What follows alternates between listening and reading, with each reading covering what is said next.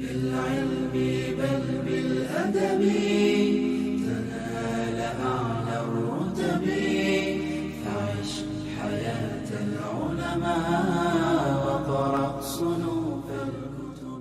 Donc Cheikh tient à rappeler que nous devons nous mobiliser tous pour y sortir de cet état d'immaturité et d'adolescence au niveau intellectuel, également scientifique, et que ne pas prendre à la légère, et que la religion c'est quelque chose de sérieux et qui exige un certain nombre de conduites. Parfois au début on pourrait tolérer un certain nombre de comportements, mais vu l'état et vu la situation, nous devons tous nous mobiliser entièrement pour pouvoir prendre au sérieux l'apprentissage, le savoir et la connaissance. Et c'est ainsi que nous pouvons nous améliorer. Et qu'en nous venant vers la mosquée, nous sommes des invités d'Allah Azza wa Jal au préalable, et nous devons tout le temps être accompagnés par cette intention de nous améliorer, d'apprendre le savoir, et aussi, surtout et principalement, que nous le faisons comme un acte d'adoration, et que pour Allah subhanahu wa ta'ala. Donc c'est très important que nous devions revoir complètement nos conduites, nos attitudes à ce sujet-là. Nous devons savoir que la quête du savoir et aussi ce chemin de la connaissance est une obligation, et quel honneur Allah Azza wa Jal fait pour toutes les personnes qui sont en recherche de ce savoir, que les anges même posent ses ailes en signe de reconnaissance pour ces gens-là. C'est quelque chose d'énorme, quelque chose de très très très important. Et s'il y a quelque chose que nous pouvons nous rapprocher pour Allah subhanahu wa ta'ala, ce serait bien entendu de la connaissance et le savoir. Bien entendu, on entend beaucoup les exhortations, tout ce qui nous rappelle le sens, c'est important et c'est crucial. Mais au bout d'un moment, nous devons aussi chercher le savoir authentique, le savoir solide, auprès des gens qui ont la compétence et la confiance, que nous devons leur confier aussi ce savoir-là. Et les imams ont un rôle crucial et important, et que tous les jeunes, s'ils ont une opportunité, une occasion pour venir s'asseoir et apprendre, il faut le faire en toute urgence, parce qu'il s'agit d'un devoir que tout un chacun va sentir le besoin de, bien entendu, d'apprendre, et aussi de lever ce voile d'ignorance que tout un chacun. Et Cheikh il cite à ce sujet-là, ce Cheikh de Maliki, quand il est arrivé vraiment en Turquie dans une mosquée bien donnée, et puis il a vu quelqu'un qui s'assoit à côté, il lui a dit si tu es quelqu'un qui est venu pour apprendre, tu peux rejoindre une telle assise pour apprendre. Si tu es quelqu'un déjà qui a une compétence pour transmettre un savoir, tu es les bienvenus, tu peux transmettre le savoir. Et si tu es ceci ou cela, bien entendu, il a toute ta place. Tu peux déterminer ta place dans la mosquée. Et enfin, il clôture le dit, c'est-à-dire dans notre mosquée, il n'y a pas quelqu'un qui n'est pas occupé par quelque chose. Et ça, c'est essentiel de le mettre. Et vous savez, ce hadith-là de Abu Huraira qui parlait de l'héritage, il leur dit aux compagnons, l'héritage du prophète, il est en train d'être distribué à la mosquée. Quand ils venaient, ils ont été surpris de ne constater rien à la mosquée. Il n'y a plus de. Ils croyaient que l'héritage au sens matériel, ils voyaient des assises. Il leur dit malheur à vous. Et le prophète, parce qu'il a laissé un autre héritage que cet héritage du savoir et de la connaissance. Donc ça, c'est très important que nous puissions l'améliorer à ce sujet-là. Et là, Cheikh Hafidahullah va nous parler de l'un des compagnons, ça c'est parler de ses compagnons d'ailleurs pour aussi marquer quelque chose d'essentiel, c'est que ces compagnons qui ont porté le flambeau de l'islam, et qui ces gens-là qui ont un statut très très particulier, il suffit qu'ils soient les compagnons du prophète alayhi salatu salam. Le fait qu'ils accompagnent notre prophète bien-aimé sallallahu alayhi wa sallam suffit comme titre honorifique pour ces gens-là, qu'on peut tout faire mais on n'arriverait jamais à ce stade et à leur statut. Ce compagnon radiallahu anhu, Jalil ibn Abdillah al-Bajali, il va nous parler d'une histoire qui a pratiquement vécu que quelques moments, 40 jours avec le prophète alayhi salatu salam.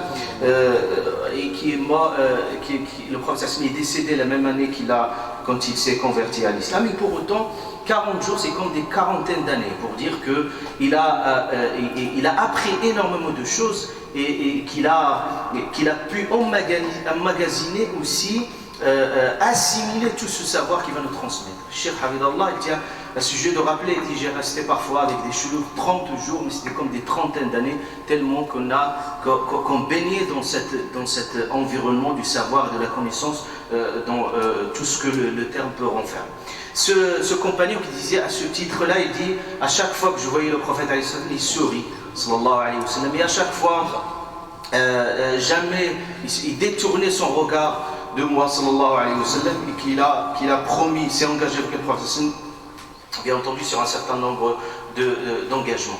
Il dit, en fait, on était au début de la journée, et puis soudainement, il y a des gens qui rentrent, rien que leur état, c'est des gens qui sont dévêtus, c'est-à-dire qui n'ont pas, c'est-à-dire des gens très pauvres, et ça se voit que des gens qui sont affamés, ça se voit même dans leurs vêtements, c'est des gens qui sont très très pauvres.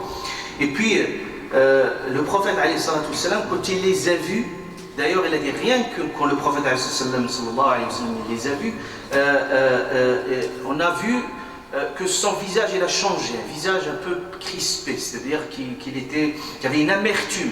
C'est-à-dire, il ne pouvait plus tolérer de voir des gens dans cet état de pauvreté, de vulnérabilité et de fragilité. Donc, ça nous montre déjà comment le prophète il a réagi émotionnellement face à cet état que parfois aujourd'hui, quand on le constate, il y a des gens aussi qui sont spectateurs de la misère, qui voyaient parfois la misère, et parfois même des gens dans des situations où il faut agir en urgence, ils sont là en train de filmer le malheur. Il y a des gens c'est-à-dire qui excellent dans ça. Le prophète alayhi salatu wassalam, vous voyez comment il a réagi. Et il a réagi tout de suite, comment ce cœur du prophète, un océan de rahma, de miséricorde, qu'il voyait les gens dans un tel état, comment il a réagi tout de suite. Il ne s'est pas contenté de se lamenter c'est-à-dire et de pleurer sur leur état après la réaction purement émotionnelle. Donc il faut réagir, et ça nous arrive aussi de réagir émotionnellement face à des malheurs qui se présentent dans la vie, mais faut-il aussi agir? Et c'est ça que le prophète alayhi salatu wassalam, tout de suite, il va aller trouver un plan pour essayer de réagir face à cet état. Ça veut nous dire aussi que rien cette amertume, ça nous mobilise. Cheikh Ibn Hafidallah, je tiens à ce titre rappeler que ce n'est pas juste le cas, ce cas-là, c'est l'un des plusieurs cas qui peuvent se présenter, c'est-à-dire s'agissant du savoir, de la connaissance, quand on constate un cas, une situation qui est anormale, il faut y remédier. Parfois on est pris émotionnellement dans un tel état, mais faut-il aller encore plus loin, de chercher des solutions, de nous améliorer. S'il s'agit d'ignorance, il faut apprendre. S'il s'agit d'améliorer un tel comportement, il faut l'améliorer dans ce cas-là. Et si tout le monde se dit, voilà, ça ne me concerne pas, il y a des gens qui peuvent agir dans la situation, alors à ce moment-là, on arriverait dans une situation où personne ne pourrait agir, et puis la situation va s'empirer de plus en plus. Donc le prophète, alayhi salatu wassalam, quand il a vu ça, on disait, c'est-à-dire il est rentré puis il est sorti. Donc il est rentré chez lui, justement, pour voir qu'est-ce qu'il peut apporter. Donc il rentre chez lui, s'il y a de la nourriture, s'il y a des vêtements, s'il y a quelque chose, et puis il ne trouve plus rien. Donc il est sorti, et puis quand il est sorti, sallallahu alayhi wa sallam, il a vu qu'il ne pourrait rien, c'est-à-dire nous dire aussi, nous, au titre individuel, qu'est-ce que je peux apporter comme solution. Si je n'ai pas de solution, donc il a dit, le prophète alayhi salatu wassalam, il demande à Sahaba, c'est-à-dire il a remédié à la situation là au titre personnel, quand il a vu plus rien, il a demandé à Bilal radiallahu anhu, de faire l'adhan. Quand il a prié, après la prière, il va tenir son discours, sallallahu alayhi wa sallam.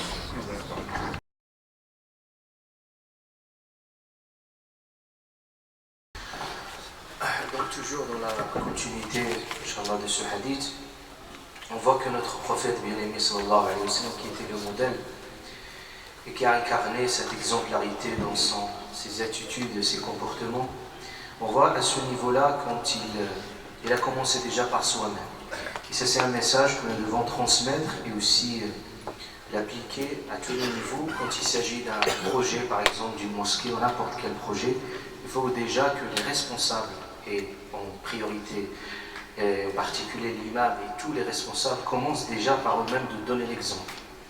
C'est-à-dire, et c'est ainsi que, avant de demander aux autres, c'est plus facile de demander aux autres qu'il faut dépenser, qu'il faut donner fi sabilillah, mais faut-il le faire déjà pour soi-même? Et ça, c'est important. On voit que le prophète alayhi salatu wassalam toujours a participé, toujours a contribué dans n'importe quel projet. On voit déjà qu'il est dans le devant, il n'est pas spectateur, il participe avec le prophète alayhi salatu wassalam. Et puis tout un chacun donne de ce qu'il peut en fonction de ses moyens, mais c'est important que nous puissions tous participer collectivement à ce projet. Personne n'est épargné, même l'imam en priorité. Donc le prophète alayhi salatu wassalam, il a demandé à Bilal radiallahu anhu, qui va faire l'adhan et puis qui vont prier ensemble, et en l'occurrence c'est salat al-dhuhr parce qu'ils sont venus très tôt le matin. Il va faire son sermon, fakhata, son sermon. On peut se dire le sermon, souvent quand on entend le sermon, c'est souvent on fait allusion à al-Jumu'ah, et pourtant ce n'est pas une occasion de al-Jumu'ah. Le prophète alayhi salatu wassalam ne fait pas ses discours juste de façon occasionnelle, mais il les fait dans des situations qui exigent qu'il intervienne, et surtout dans ces moments d'urgence. Et là, c'est une urgence humanitaire, si on puisse dire. C'est-à-dire, il y a des gens qui sont là et qu'on a besoin de les aider, de leur donner un coup de main. Et quand il va commencer son discours, son sermon, il va commencer par le Coran. Il va lire les premiers versets de Surat An-Nisa. Les premiers versets de Surat An-Nisa, Allah Azza wa Jalla interpelle l'humanité, et aussi il parle de lien de fraternité humaine. Et puis et aussi il va lire quelques versets de Surat Al-Hashr. Donc le fait de commencer par le Coran al-Karim, faire de le Coran al-Karim l'une des priorités de l'imam, c'est-à-dire parce que l'âme qui va habiter son sermon, c'est le Coran al-Karim. Le Coran, c'est le meilleur des discours et le meilleur des exhortations. Peut-être certains vont se dire, bon, le Coran, peut-être il y a des gens qui ne vont pas comprendre ce que je dis. Il faut savoir que les gens réagissent naturellement, instinctivement avec le Coran al-Karim. C'est la parole d'Allah Azza wa Jal, et c'est Allah subhanahu wa ta'ala ne parle que des montagnes qui bougent, et des montagnes, s'il y a quelque chose qui fait bouger les montagnes, qui fait pulvériser les montagnes, ce serait le Coran al-Karim. Et le prophète alayhi salatu wassalam n'a pas choisi arbitrairement les versets, c'est-à-dire il a contextualisé dans le sens où les versets qui ont été choisis, c'est des versets qui partent de sa sagesse. C'est comme quelqu'un qui va présenter un remède pour la maladie qui se présente à lui. Et là, il les rappelle. Pourquoi ces versets-là? Parce que ça rappelle la fraternité humaine. Pourquoi? C'est comme le prophète alayhi sallam va leur dire, il n'a pas demandé de quelle tribu ils viennent, est-ce qu'ils sont musulmans ou non, de leur doctrine, il n'a pas examiné leur aqidah, soi-disant, ou leur religion. Parce que là, c'est des gens qui ont besoin d'être assistés. Donc il faut les assister au-delà de leur appartenance et aussi de leurs origines. Donc le prophète alayhi salatu wassalam, il rappelle ce verset-là coranique pour aussi donner du sens à ce geste-là qu'ils doivent le faire. Et le deuxième verset, Allah subhanahu wa ta'ala dit « Waltanzur nafs » que tout chaque nafs se rappelle, regarde, aussi fait le bilan de ce qu'il a pu œuvrer pour demain, c'est-à-dire Yawm al-Qiyamah. Et ça, c'est un verset qui suffit pour rappeler les gens que qu'est-ce qu'ils ont épargné pour ce jour-là, le jour du jugement en termes de dépenses, et en l'occurrence ici, as-sadaqa, que tout un chacun aussi doit faire le bilan, qu'est-ce qu'il peut épargner pour ce jour-là. Et on voit que le Coran al-Karim, c'est-à-dire c'est le commencement, il a initié le prophète alayhi son sermon.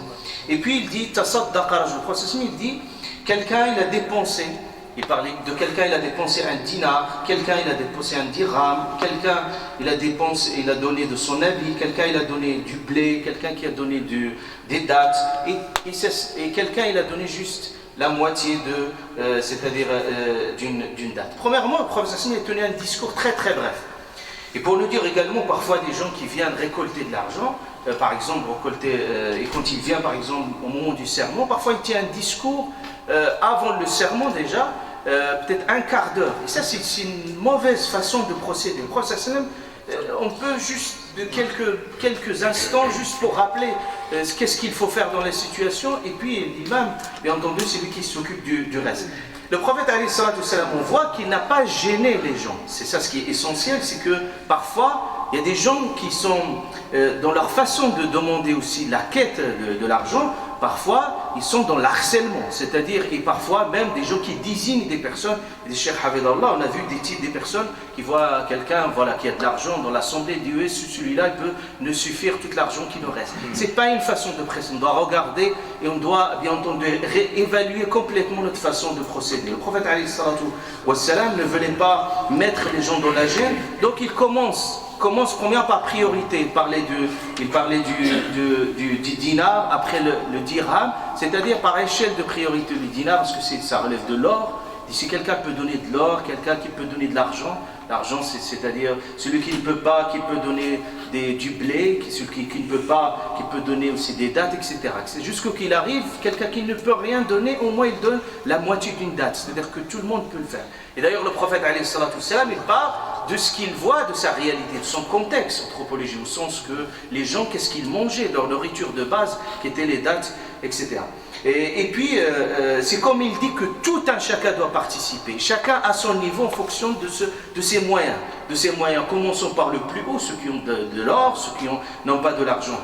Et puis, on voit qu'il n'a pas aussi, c'est une autre chose, c'est qu'il a ouvert le champ pour tout le monde, que tout le monde puisse participer. Ça, ce que nous devons le faire, mobiliser tout le monde, quelle que soit la situation financière. On peut donner juste 1 euro, même nos enfants aussi, les faire participer pour dire que nous tous collectivement, nous pouvons œuvrer dans ce sens-là.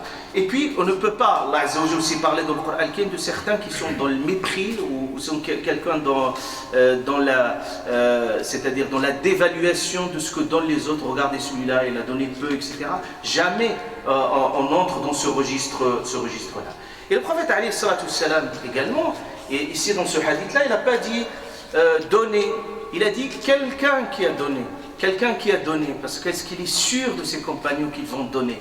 C'est qu'il ne leur a pas dit donner, c'est-à-dire c'est pas un ordre à leur donner, mais il sait au préalable que ses compagnons ils seront réceptifs à son message, sallallahu alayhi wa sallam. Donc il n'a pas donné l'ordre, mais il a dit quelqu'un il a donné, pour nous dire aussi comme c'est un acte de fait préalable. On voit qu'il parlait jusqu'au point quelqu'un qui peut donner juste la moitié d'une date, et ça tout le monde peut le faire. Et puis on voit quelqu'un de l'Ansar qui est venu. Voilà, l'Ansar, c'était des gens qui ont rien que le titre Al-Ansar, parce que c'est des gens qui ont soutenu le prophète alayhi salatu wassalam sur tous les plans. Ils étaient toujours dans les devants, c'est-à-dire c'était des gens toujours, quand il s'agit du bien, ils sont les premiers. Et puis il venait, l'un de l'Ansar qui portait vraiment de l'argent, il a dit au point, ce qu'il portait, c'était très lourd à porter. Et puis il commence, il a donné, le premier geste qu'il fait. Et puis les gens aussi, successivement, on voit qu'ils commencent aussi à se motiver à donner. Et donc on voyait des gens qui ramenaient de la nourriture, des gens qui ramenaient des habits.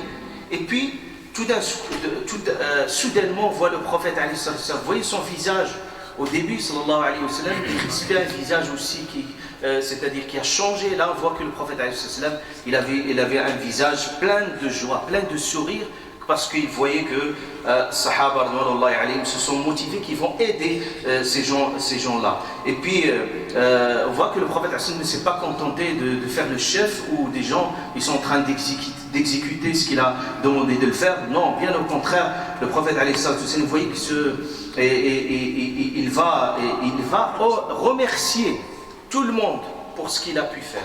Et puis, et à chaque fois qu'il y a des gens qui font de très belles choses, il faut les remercier. Il faut être reconnaissant envers leurs efforts. Et c'est ainsi que nous devons consolider aussi l'effort et le perpétuer. Donc il dit le prophète, c'est-à-dire celui qui initie une belle initiative dans l'islam, il aura sa récompense et la récompense de ceux qui le suivent. C'est-à-dire que c'est des gens qui commencent, quand on demande, c'est-à-dire de l'argent, quelqu'un qui donne le premier chèque, ou quelqu'un qui fait le premier geste, tout le monde qui va suivre, il aura toute cette récompense, Inch'Allah. Et d'autant plus que nous sommes à la porte du mois du Ramadan, c'est le mois de la générosité, le mois du don, et c'est important que nous puissions, Inch'Allah, faire plus d'efforts à ce sujet-là. Il y a des gens qui peuvent donner à un moment donné, ils se lassent. et se lassent. Et c'est dans ce sens-là qu'Allah subhanahu wa ta'ala parle des gens qui arrivent, c'est comme on arrive vraiment au bout de notre souffle et on ne peut plus donner. Là, il faut se motiver davantage et aussi reprendre certaines habitudes si on a l'habitude de le faire. Et quand on parle sadaqa, du don au sens général du terme, le don de soi, le don de son argent, le don de son temps, le don de son savoir, etc. Tout simplement, soyons des gens à la hauteur de nos engagements vis-à-vis d'Allah subhanahu wa ta'ala.